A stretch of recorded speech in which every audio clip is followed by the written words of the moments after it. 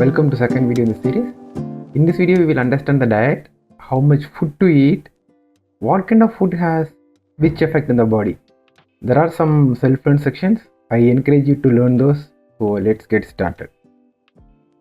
First things first, our body basically works like a machine. We need the right fuel in right quantities to keep it running smoothly.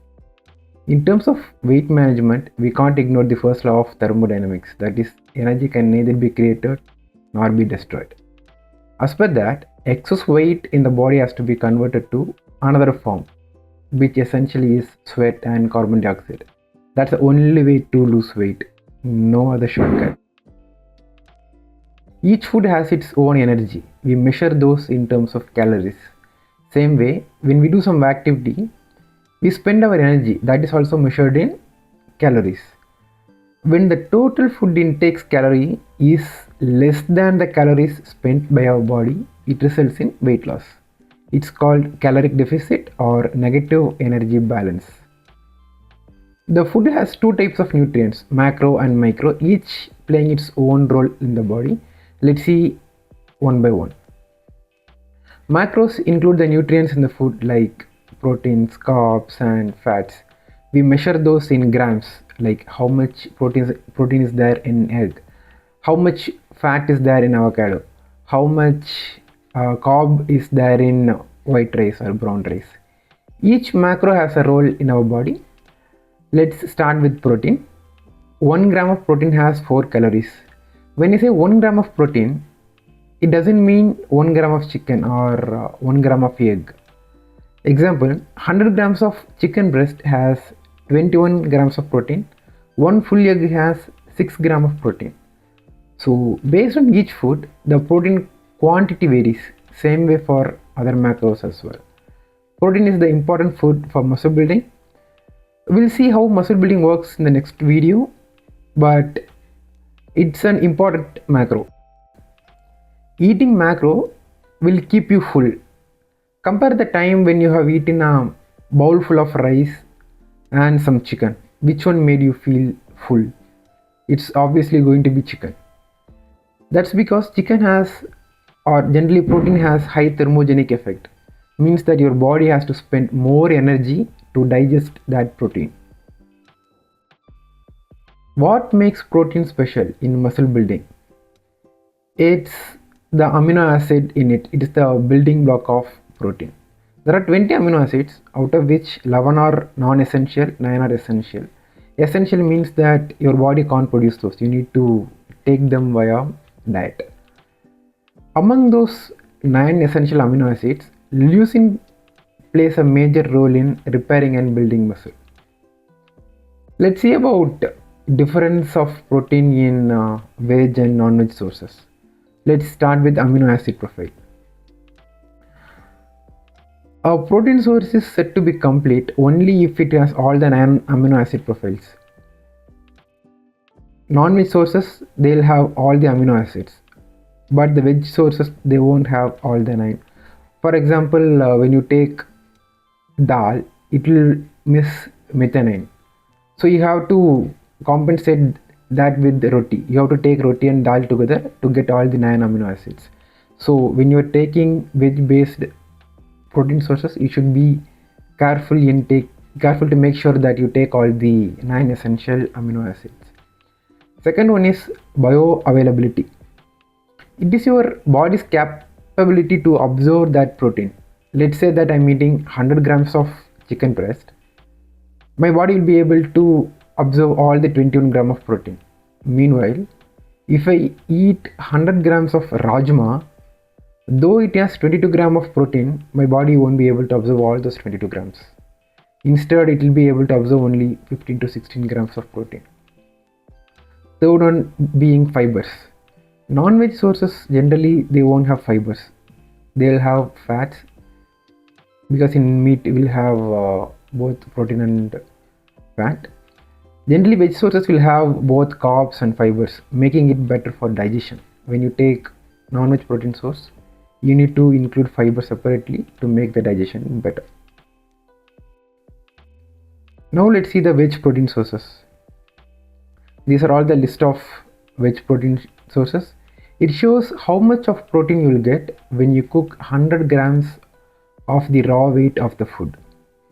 It's been sorted in the descending order. After the whey protein, soya chunks give a massive 52 gram of protein per 100 gram. You can't eat all those 100 grams in a single sitting, but you can include those in your meal to give a good amount of protein. Most of the protein sources contain carb content as well, so when you're counting calories, it will also lead to some contribution. Now let's see some non-veg protein sources. This list gives you the amount of protein you will get per 100 gram of raw weight of the food. Just like before, it's been sorted in the descending order. 100 grams of chicken breast will give you 21 grams of protein. It has little to no fat. 100 gram of goat meat will give you 20 grams of protein. It has more fat. Fish is one of the best source of protein. Each fish has a different quantity of protein in it. Egg is also a great protein source. You can include it as part of your daily diet. You can have whole egg as well, because egg yolk has good amount of vitamins and minerals as well. Okay, now we know there are protein sources, but how much protein we need to take per day? WHO recommends 0.8 gram of protein per kg of body weight for a sedentary adult. Bodybuilders take 2.2 grams of protein per kg of body weight, but it is enough to take only 1.5 to 1.75 grams of protein per kg of body weight for optimal results. For a person with 65 kg, it's enough to take around 100 to 115 grams of protein per day. Now let's see fat. One of the macro people are most afraid of. There is no need to be afraid of it. It's a must one for optimal brain and hormone functions. You need fats to absorb vitamins like A, D, E and K. 1 gram of fat has 9 calories, so it should be included in the diet with calculated amount. Types of fat. Not all fats are equal. Each one has different effects on the body. Saturated fats. So these are the fats found in meat, butter. They had a reputation of being bad for health, but when you consume those in calculated quantities, they don't cause problems. They are good. Unsaturated fats. So these are the fats you found in nuts, seeds, avocado, those kind of things. It's a good fat. You can include those. The fat which you need to avoid entirely is trans fats. So these are the fats you will find in processed food, fried items. It will increase your LDL and decrease your HDL. We don't want that to happen. We have many fat sources. Mainly we take fats from nuts like almonds, cashews, walnuts. We can also take them from seeds like flax seeds, chia seeds, hemp seeds, sunflower seeds. These seeds have fiber content as well. Remember to eat nuts and seeds in moderation, because I have seen diets where it was proposed to have a handful of nuts. That's a difference in calories from 10 cashews to 30 cashews that can fit in my hand. So eat those after measuring properly. We'll see how to measure food in the future slides. One of the best fat sources is ghee.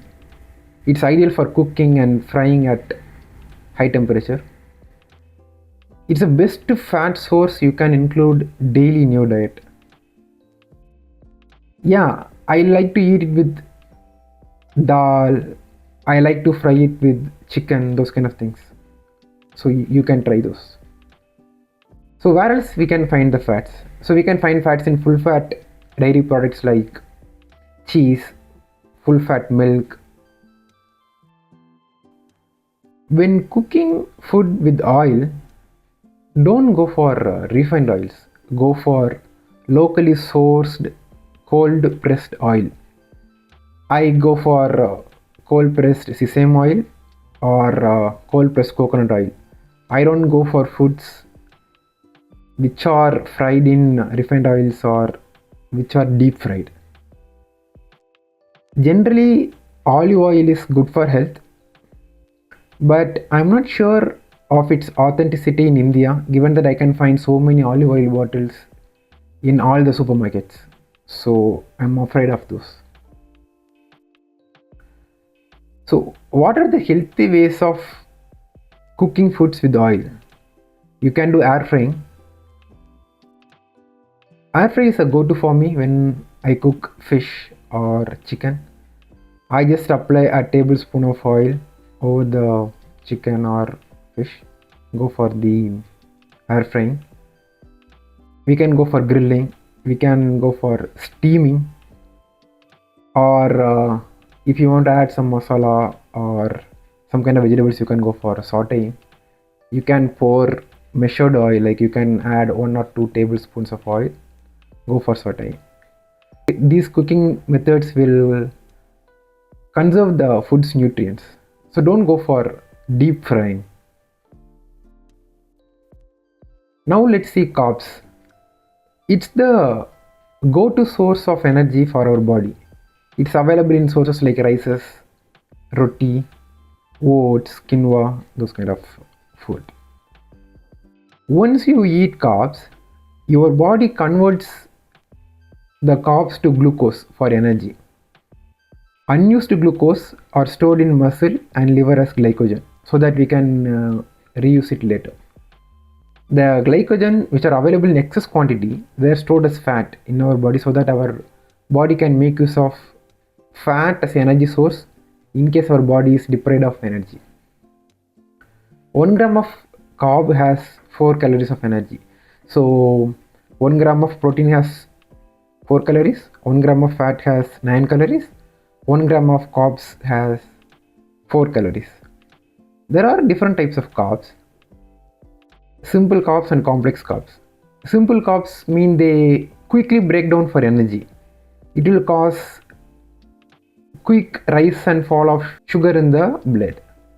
Complex carbs, on the other hand, they are digested slowly. They provide sustained glucose into the bloodstream. So you won't get energy quickly, but you will get energy at a sustained pace. Simple carbs include foods like sweets, sugars, white rice, while the complex carbs include brown rice, oats, quinoa, millets, barley, sweet potato. You can feel the difference of eating a simple carb versus eating a complex carb. You think of how you felt when you eat a sweet versus a time when you have eaten oats or brown rice. When we discuss carbs, we have to discuss the fibers also. Carbs have fibers in them. There are 2 types of fibers, soluble and insoluble. Soluble, as the name suggests, it dissolves in water and forms like a gel. It helps lowering blood cholesterol and glucose level, so it's better for sugar control. You can find these fibers in oats, nuts, seeds. We have another type, insoluble fiber. They don't dissolve in water. Instead, it promotes good bowel movement. It will help us prevent constipation. You can find those in vegetables, fruit skins. When we discuss carbs and fiber, we have to discuss gut. So the gut is the gastrointestinal tract. So from the tract from mouth to the rectum, everything. It contains trillions of bacteria. They are called gut microbiome. They play a critical role in maintaining our health and immunity. It also affects our mood. We often heard we have to trust our gut feeling. So it's the same gut. We have to keep it healthy. How do we keep it healthy? Is we have to include 2 kind of foods: prebiotics and probiotics. Prebiotics are the food which we are going to feed the pre-existing bacteria in our gut. So those foods include onions, garlics, banana, oat, those kind of foods. Second kind of food is probiotics. So these are all the live microorganisms which we are going to eat. We can find those in fermented foods basically. We can find those in curd, yogurt, other things like kefir, kimchi, sauerkraut. This is a self-learned section for you. You learn about glycemic index versus glycemic load, and you learn about FODMAP vegetables. You learn about starch and non-starchy vegetables. Now that we have finished all the macros, let's go for micros. So micros, we measure those in milligrams and micrograms. So they are vitamins and minerals that help our body to perform optimally at the cellular level. So we shouldn't ignore those. Though you hit your macro goals, you should hit your micro goals also. In vitamins, we have two categories: fat soluble and water soluble. Fat solubles are the ones that need fats to get absorbed in the body. So vitamins like A, D, E and K, they belong to this category. Water soluble vitamins are the ones that need water to get absorbed by the body. So they are basically vitamin B complex and C. So you need both water and fat in your food for better nutrient absorption. Minerals are also of two types based on how much our body need them. They are major and trace minerals. In our modern diet, we often have deficiency of vitamin D, B12. From minerals, we basically miss iron, zinc, magnesium. Each kind of fruits and vegetable have different proportions of those vitamins and minerals. So what kind of food you need to eat so that you will obtain everything? Basically, you have to eat whole eggs, organ meats like mutton spleen or mutton liver. Go for fatty fish, nuts, seeds, dairy products, and make sure that you eat lots of fruits and vegetables. So this is one of my favorite. I have friends asking me, what are all the fat loss foods or what are all the weight gain foods? So basically it's like they're asking me what foods to eat to lose weight or what foods to eat to gain weight. There is no such food as weight loss food or weight gain food. Weight loss occurs only in caloric deficit. Like we have seen before, we have to spend more energy than the food we eat to lose weight. Same way, if you want to gain weight, you have to eat more food than your body spends. The only difference is good food versus bad food. So you need to be eating good food always. For example, you can take a difference between air fried home cut potato fries. So basically you buy potatoes, you cut, you clean, then you boil it to remove the starch, then you air fry it and then add some salt, pepper to it. You compare it with the deep fried french fries. So both are potato fries. Which one is the better option? It's obviously the air fried one. So the quality of food has impact on the body. We need to make sure that we are having good food. Now let's see supplements. It's an interesting area. People have many doubts whether it's safe to take or not. As per my experience and research, it's safe to take all the well-researched supplements. So those supplements should not replace your main diet. Instead, wherever there's a gap in your diet, you can take a supplement. So let's say that for your protein, you can't take the daily target. So at that time, you can go for a protein supplement like whey protein or protein bars. So we'll see one by one. Let's start with whey. It's one of the most researched supplement. It is extracted from liquid whey, which is a byproduct of yogurt or curd creation. The liquid whey is dehydrated to a powdered form and sold as whey supplement. Each scoop of whey will give at least 24 to 30 grams of protein. Your body can absorb this protein faster. This is the only protein source which doesn't have much thermic effect because your body absorbs it fastly. If you have a lactose intolerance, go for whey isolate because it has little to no carbs or fats. Otherwise, you can go for whey concentrate. Whey concentrate costs less compared to whey isolate. Now let's see creatine. Creatine monohydrate is the well-researched supplement. It's good for muscle building, it's good for brain function. So what basically does is that it adds water to your muscle, letting you to push more in the gym. You should be able to push more weight. You'll be able to grow muscle. You can take 3 to 5 grams per day, but make sure that you are taking creatine at the same time of each day for better absorption basically. Next, multivitamin. Though we take fruits and vegetables, there's a chance that we miss some of the vitamins or minerals in a day. At the time, you can take multivitamin as a insurance.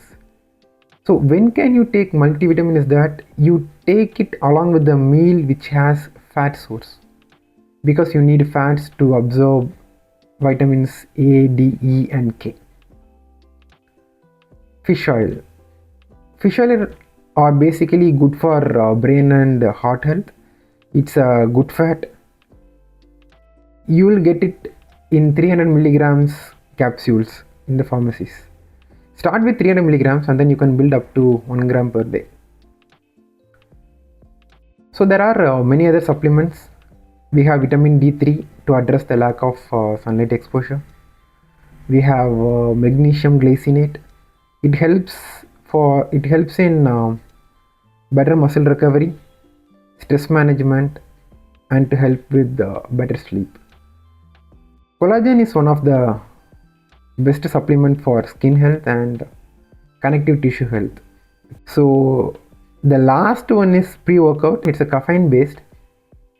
You take it to enhance your energy, you enhance your focus and performance in the gym. You will feel so focused that you are so zoned in to do the workouts. You take it before 30 to 45 minutes of workout, but make sure that you don't take it daily, you don't take it weekly. Make sure that you take it in moderation. Apart from this, there are so many supplements in the markets like L-carnitine, L-tartrate, ashwagandha, so many things. I recommend you to take those after discussing with the good endocrinologist, so those who are specialized in glands and hormones, with a proper blood test. Okay, so now we know what are calories, what are all the macros, what are all the micros, and we know that we can lose weight only in caloric deficit. But how many calories to eat exactly in a day? For that, we need to calculate TDEE. It is total daily energy expenditure. Its unit is obviously calories. It's the amount of energy you spend in a day. It has 4 parts. First one is basal metabolic rate. It's the calories spent by your body to just keep you alive. It's the major part. So if you have more muscles, your body will spend more calories to keep you alive. The next one is exercise activity thermogenesis. It's the calories your body spends when you're doing active exercise. Like it's the calories your body spends during your gym sessions. The next one is non-exercise activity thermogenesis. It is the calories spent by your body when you are doing some non-planned activities. So those activities include playing with your kid or the small walk you take to go to grocery. So basically you have to be more physically active in a day so that you can spend some more calories. The next one is thermic effect of foods. It's the calories spent by your body to digest the food. So if you include more protein, your body spends more energy to digest that protein itself. So these are all the 4 pots. Okay, so what's the number you need exactly? Let's say that you want to maintain your weight, you don't want to lose weight or you don't want to gain weight. How much calories you can take per day? It's your weight in kilograms multiplied by 2.2 multiplied by 14. So for a person with the 65 kg body weight, their maintenance calories is 2000. Okay, now I know that I have to take 2000 calories, but what's the macro breakdown? How much protein I should take, how much carb I should take, how much fat I should take? I know that protein has 4 calories, carb has 4 calories, fat has 9 calories. Let's start with the protein goal of 1.75 gram of protein per kg of body weight. So for 65 kg, we will need 114 grams of protein. So that covers 456 calories.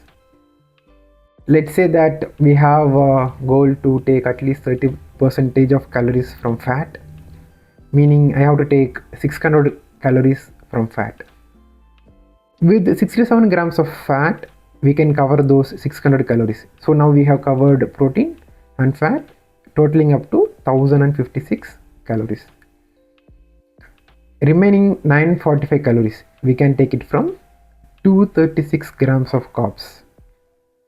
So we started with protein, we continued with fat, we took the remaining calories from carbs. Let's see the sample diet for this macro split. I have covered these macros in 3 different meals.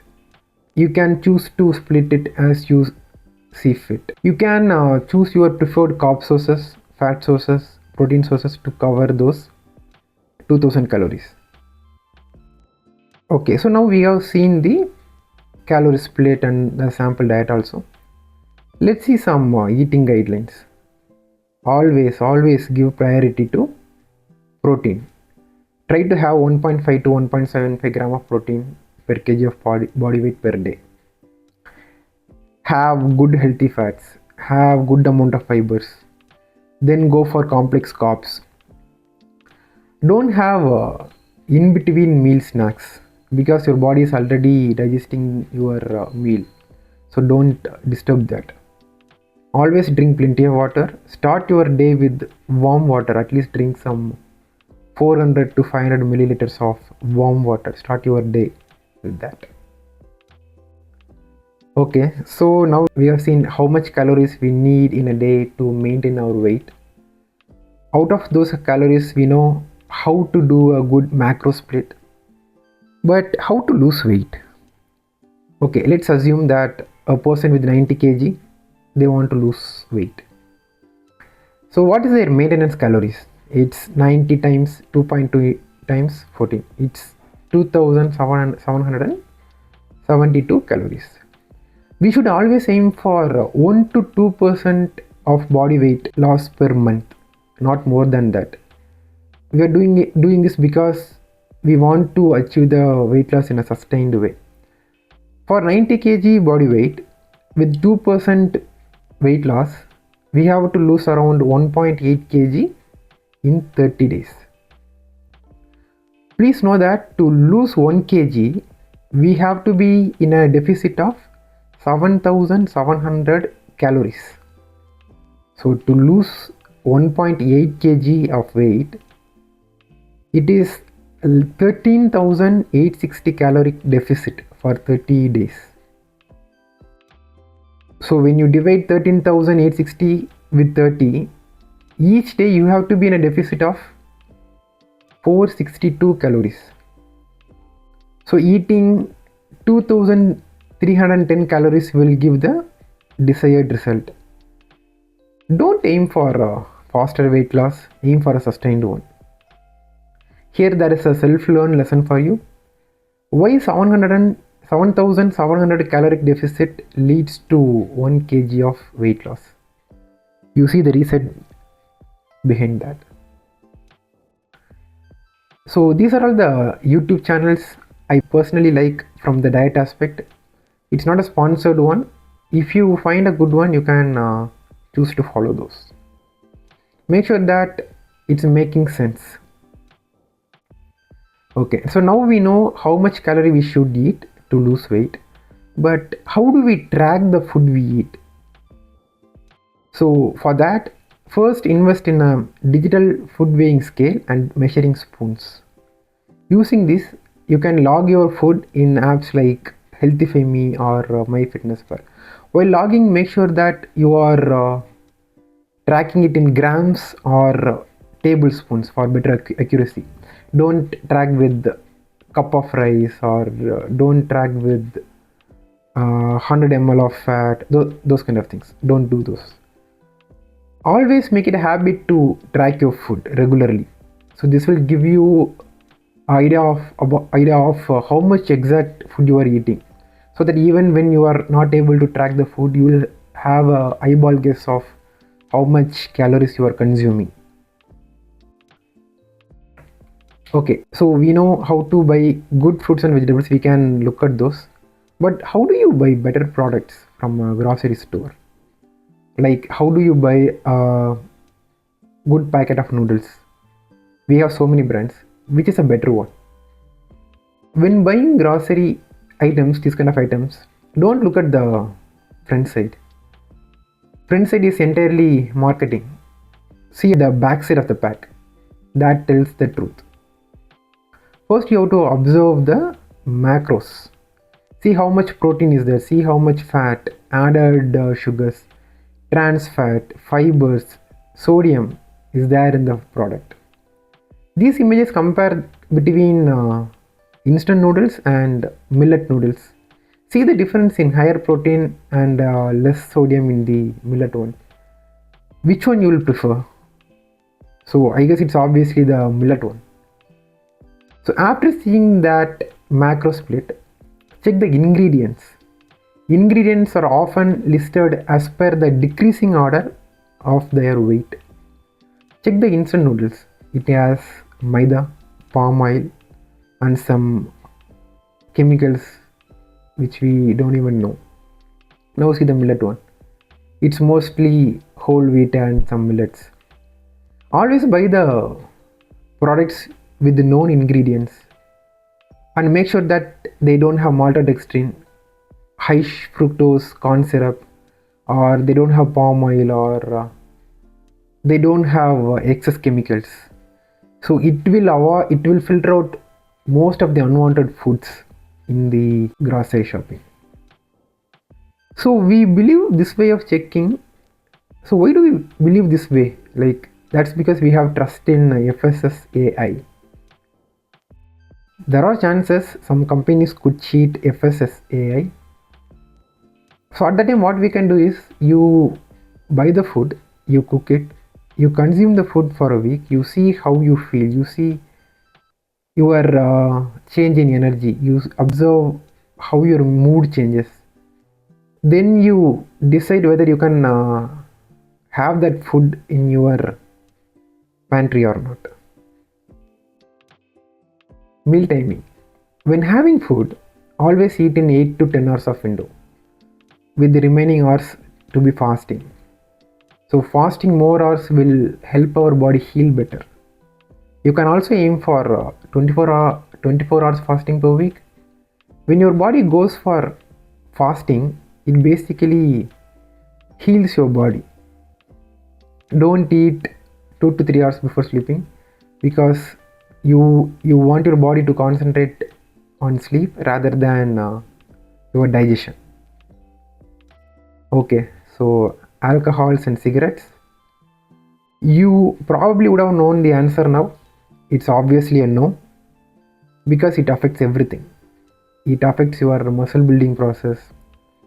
It affects your internal organs in an irreversible way. You have only one body to live, so if we can't reverse some effect, why do that? It keeps you hydrated, it affects your sleep, so don't have those. Okay, we have discussed many concepts, we have discussed so many. Don't worry about how to follow everything at once, at least. Instead, use this list. You follow it top to bottom. Make one thing as a habit, and move on to the next. Take your time to adapt that in your life. Start with having good amount of water and throwing the junk food out. So I think you can finish it off in a week or so. Then avoid alcohols and cigarettes. Then go with the remaining. You make sure that you are completing one step cleanly so that you can have a compounding result. Okay, when can you have a cheat meal? So let's say that you're going out, you have a burger in front of you, it's afternoon, maybe you can decide to have it or skip it so that you can have a evening meal or dinner. How do you decide? It is so simple. It's just two variables to consider. First, joy of eating. How much joy that food brings to you during eating and after that. Second, guilt of eating. How much are you going to regret yourself for eating that food? You might wonder like, okay, so what kind of activities I should do today or tomorrow to burn the calories? If the joy of eating exceeds the guilt, go for it. But don't have the cheat meals too often. If the joy doesn't exceed the guilt, you're good. Just don't have the cheat meal. That's all, no confusion. Don't create a box of like you are supposed to do only this. Have some freedom, think and take some good decisions. So if you like the video, please share it with your friends and family members who might find it useful. You can support my work by grabbing me a cup of coffee using the link in the description. For personal training, you can check out dadfit.in. Thanks for your time. See you in the next video. Bye.